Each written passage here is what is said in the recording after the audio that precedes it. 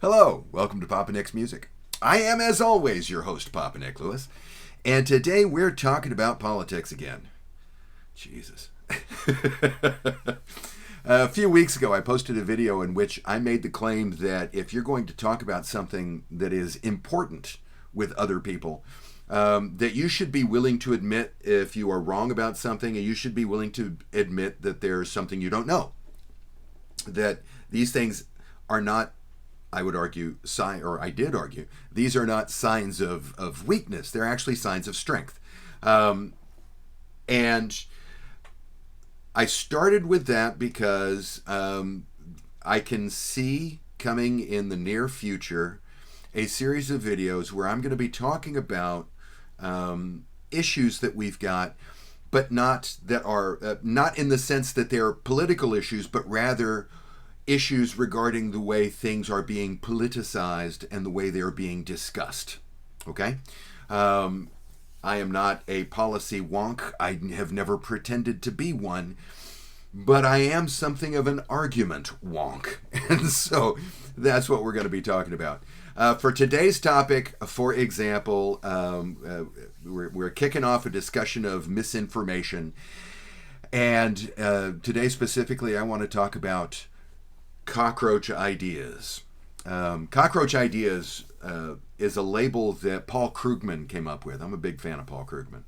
And cockroach ideas are ideas that it comes up and you counter it, you kill it, and you think it's done, and then it comes right back up again. It's like you counter it and you kill it and you think it's done, and then that son of a bitch comes right back up again, right?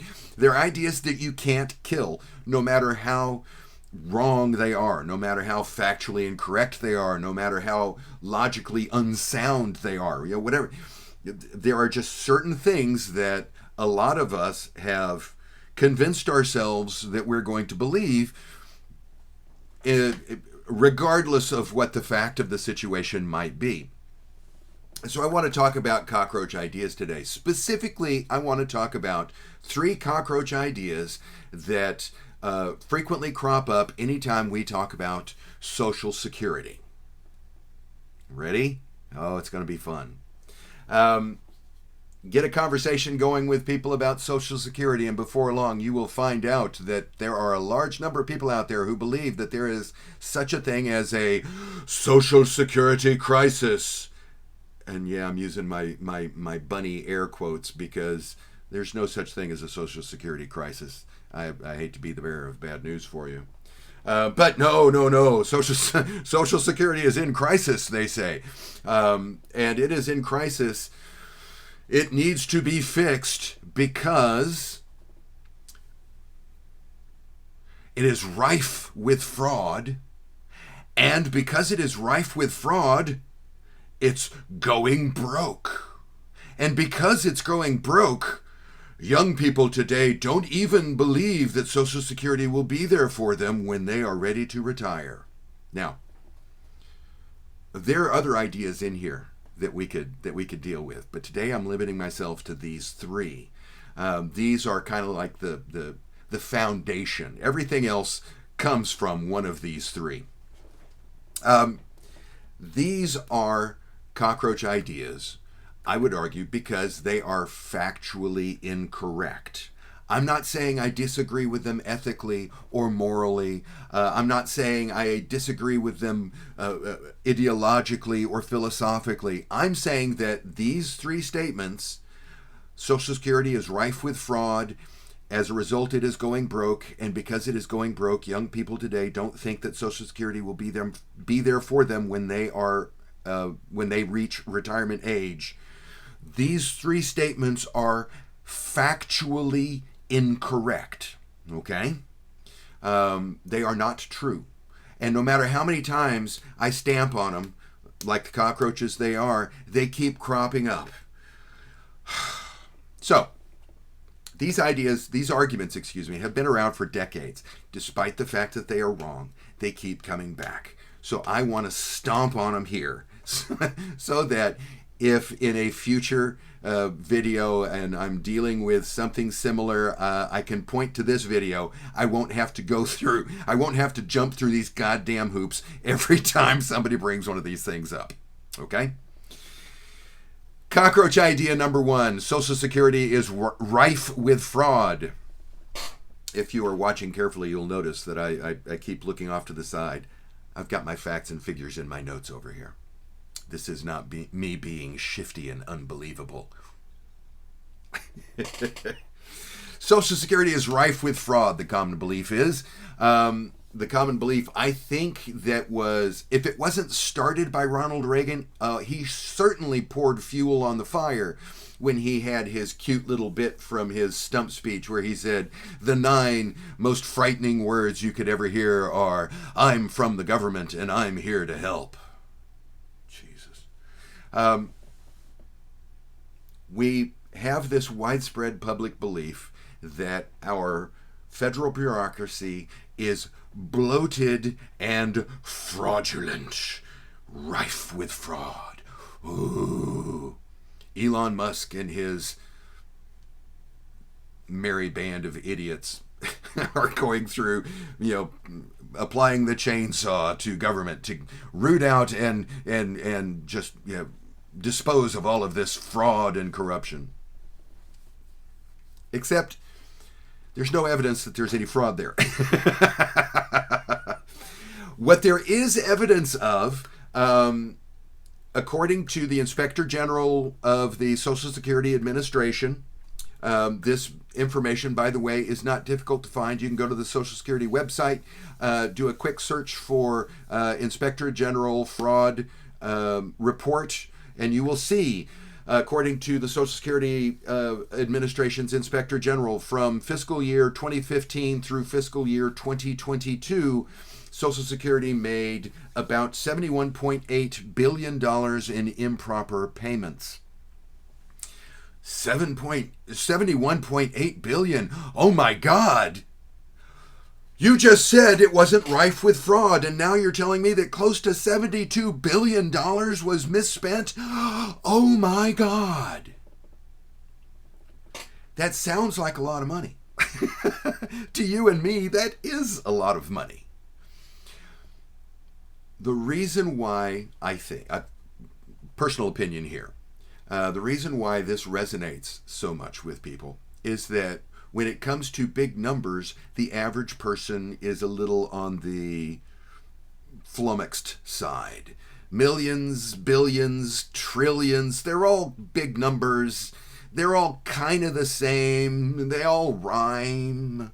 And so it's really difficult for us to have a frame of reference for numbers that are that large.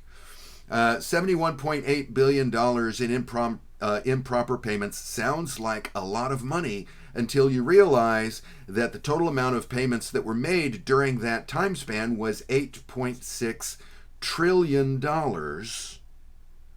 which yields an error rate that is less than 1%. It is in fact 84 100ths of a percent, 0.84%. Now, that means, according to the Inspector General's report, this bureaucracy, this bloated, rife with fraud bureaucracy, has a success rate over 99%, 99.16%, which is astoundingly accurate. It sounds like a lot of money, almost 72 billion. Ooh, sounds like a lot of money. Until you realize, let's put it into a framework that we can actually conceptualize. This means out of $100 worth of revenue, or $100 worth of payments going out, the improper payments totaled out of that $100, 84 cents. Now, 84 cents out of $100 is not rife. Okay? That is a rounding error. It seems like a lot because we don't really have a good sense of perspective for these numbers in relation to one another. If you put them into perspective with one another, you see there is no evidence for widespread fraud at the Social Security Administration. No fraud. Well, if there's no fraud, then obviously Social Security is not going broke. Actually, Social Security can't go broke. If you believe that Social Security is going broke, you believe something that is physically impossible. Social Security, the way the law has been set up, cannot go broke. And I'm not talking about, accounting tricks and, it doesn't count as part of the national... No, I mean, literally, as long as there is somebody out there working, paying their FICA taxes, Social Security is being funded. And as long as it is being funded, it is distributing the funding. Okay? It is impossible for Social Security to go broke. This cannot happen. As long as people are paying their FICA taxes, Social Security will be funded. A lot of people believe that Social Security is going broke because they are conflating two things. There are actually two separate things here, two separate entities. There is the Social Security Administration and the Social Security Trust Fund. Two separate things, okay? They're governed by the same people, but they are two separate entities. The Social Security Trust Fund is the thing that's going broke, not Social Security. The Social Security Trust Fund... if we do absolutely nothing, will run out in about 10 years. And at that point, again, if we do absolutely nothing, what will happen is the projected benefits that are scheduled to be paid will be reduced by 15 to 25%, depending on whose estimate you go by. So, again, if nothing happens, what that means is, 10, 12, 15 years from now, if I'm expecting to get $1,000 a month from Social Security, if nothing happens, what I will get after the Social Security Trust Fund has gone broke, what I will get instead of that $1,000 a month, I will get $750 to $850 a month. Now, I'm not saying that that's nothing. For a lot of folks, that is a huge difference, but it's not the same as when the thing goes broke, it all dries up and blows away. Okay? We've known this was coming for years. Back in the 80s, the early 80s, I think it was 83. Strangely, I didn't make a note of the year. It's one of the few numbers I don't have on my little page over here. But in the early 80s, the Reagan administration saw that this was coming. This was a popular topic of conversation even back then. They saw that when the baby boomers reached retirement age, there was going to be a larger number of retirees relative to the workforce than had ever been before in the history of Social Security. So they needed to find a way to cushion that, to pump up the cash stack so that when the boomers started retiring, we'd be able to absorb that expense. So they did some tinkering. They adjusted with the withholding rates and changed the schedule of when rate increases were supposed to happen and stuff like this. They raised the retirement age to be phased in by a certain point and all of this. And when they did all of this, this technical tinkering to the Social Security program, boom! It led to a nice big cushion. This big. I'm going to call it a stack of cash. It's not really a stack of cash, and that I don't even like suggesting that it's a stack of cash, because that's one of the other cockroach ideas that I don't want to get into, the idea that, the money isn't even there and it's worthless IOUs. But let's just say that because of the tinkering that the Reagan administration did, the trust fund grew. And it grew to the point where it was then able to absorb the added expense that was going to be incurred when the boomers started retiring. And at the time, they anticipated that cushion that they were building up would last until 2045. It's now going to last till about 2035. So we've lost 10 years on that. And we've lost those 10 years for a variety of different reasons. not the least of which was a rather large financial crash we had several years ago. The last time we had a Republican in the presidency for a second term. Fancy that. Um, don't want to go off on that tangent. We knew that this was going to happen, so we planned for it, and we're just falling a little bit short of that. Now, instead of it running out in 2045, it's going to run out in 2035. And like I said, if we do absolutely nothing, what that means is that in 2035 or thereabouts, when the trust fund is finally depleted, benefits will have to be reduced if we do nothing. There's actually a simple thing we can do to fix all of this, but I'm just going to stick a pin in that for now. We'll talk about that simple thing here in a second. So, no. Social Security is not rife with fraud. And because it's not rife with fraud, no, it's not going broke, and it's physically impossible for it to go broke anyway. Which gets us to cockroach idea number 3. Young people today don't even believe that Social Security will be there for them when they are retiring. This has been a story that has been recycled in the news for, I'm not kidding, a good 40 years. Definitely the last 20 years. The last time there was this level of intense public debate about what we need to do about Social Security was in 2005, 2006, that neighborhood when George W. Bush was trying to privatize Social Security.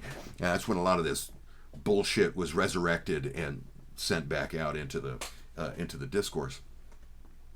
And at that time, news story after news story of all of these young people who didn't even think they were never going to see any Social Security was not going to be there for them when they retired. Well, I've already established, if we do nothing, if the train is on the tracks and we just let it go, we don't do anything at all, we don't stop it, we don't fix it, we just let things unfold the way they're going to unfold.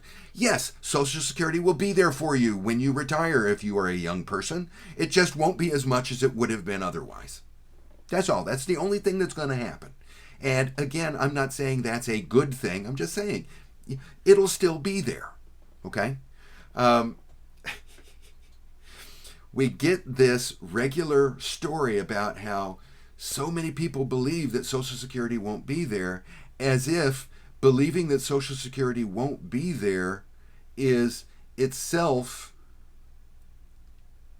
a legitimate statement. If we had a story in the news today saying that, and I want to get these numbers right, saying that 37% of millennials and 45% of Gen Z Americans, now here, these are numbers from the latest Gallup poll that was done year before last, I think. Also didn't write that year down. But if I saw a news report tomorrow saying that 37% of millennials and 45% of Zoomers don't believe in gravity, we wouldn't now be having a conversation about our impending gravity crisis. We would be having a conversation about our current educational crisis. Okay? So when we're talking about young people thinking that Social Security won't be there for them, that's not a statement about Social Security. That's a statement about the young people. That's a statement that we've got a bunch of people who don't really know what they're talking about. Okay? I'm not trying to be offensive when I say that. They just don't understand how Social Security works. They don't understand what it was designed to do. They don't understand how it's been implemented. They don't understand the basic concept. And because they don't understand the basic concept, of course, they don't think it's going to be here for them. Because they believe that Social Security and the Social Security Trust Fund are the same thing. They believe that it's going to go broke. They believe that it's rife with fraud. And all of this stuff is bullshit. They believe it. That doesn't mean that we have a Social Security crisis. That means we've got a bullshit in our discourse crisis.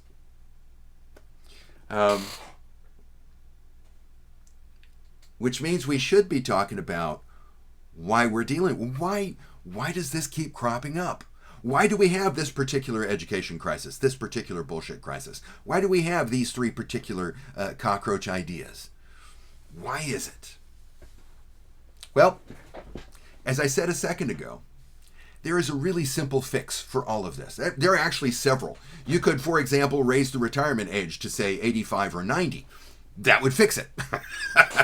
It would hurt a shit ton of people, but, it would fix the problem. If virtually nobody qualifies for the Social Security check, we can pump that trust fund right back up again.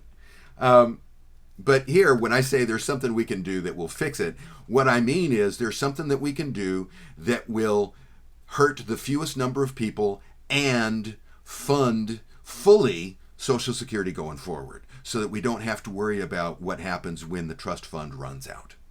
Now, in order for me to tell you what this simple fix is, we have to talk a little bit about how Social Security works, how the tax portion of it works. Social Security is funded by FICA taxes. FICA stands for the Federal Insurance Contributions Act. And the law is that 6.2% of your salary is withheld and put into Social Security. Your employer also pays an additional 6.2% of your salary. So the amount that is taken out of yours is also paid by the employer. So there's a total of 12.4% that is generated by your employment. But I'm just looking at 6.2 now, okay? So you get your paycheck, you look at your paycheck stub and you see that FICA line there, and you see that little over 6% of your money is being taken out for FICA.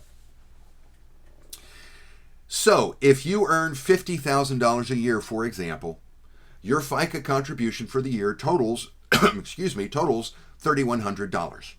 That's 6.2% of your annual income. If you earn $100,000 a year, your FICA contribution for the year is $6,200, 6.2% of your $100,000. If you earn $150,000 a year, I think you can see where I'm going with this, your FICA contribution is $9,300 for the year, 6.2% of your salary. If you earn $176,000 a year, that's your salary, over the course of the year, you will pay $10,912 in FICA taxes to support Social Security. That is 6.2% of that $176,000. Now, $176,000 is the salary cap, which means no matter how much you earn beyond $176,000, you're paying that same $10,900, $10,912 to be exact. So if you earn $250,000, you're paying $10,912 in FICA taxes. You're not paying the 6.2% that you normally would. That would add up to $15,500. If you earn, let's say $5 million, you pay $10,192 in FICA taxes instead of the $310,000 it would be if you were paying the same 6.2% that the rest of us are paying. The average CEO among S&P 500 companies gets a compensation package that is worth $16.3 million. Now, granted, this is total compensation. It involves a bunch of stuff like stocks and stuff like that. But let's just stick this number in here. If you're getting $16.3 million, you're paying $10,192 in FICA taxes instead of the $1,010,600 you would be paying if you were paying 6.2% of your earnings. So, if you want the simple fix, the easy thing that we could do that would fund Social Security and incidentally make it fair, we remove that salary cap. There's no logical reason to keep it at $176,000 other than, well, if people are earning more than that, then they're going to be paying more, and we don't want to anger the rich people. And I'm sorry, Jamie Dimon has an annual compensation package of $39 million for his job as the CEO of JP Morgan Chase. Even if we just look at the cash portion of that, That's 1.5 million a year. That's his salary, but he's also got 5 million a year in cash for performance enhancement, performance-based incentives. Wanted to get that right. Which means he's getting $6.5 million in cash every year. And out of that, he's paying $10,192 in FICA taxes, when he should be paying, if this were a fair system, $403,000 a year in FICA taxes. Now, you telling me that Jamie Dimon, whose total compensation is almost $40 million, can't afford to pay $430,000 in Social Security taxes? Yes, he can. He can afford that 6.2 more readily than those of us who are at the bottom end of the scale. Those of us who are making less than $50,000 a year, who are struggling. That 6.2% bites into our budgets something fierce in a way that it's never going to bite in Jamie Dimon's budget.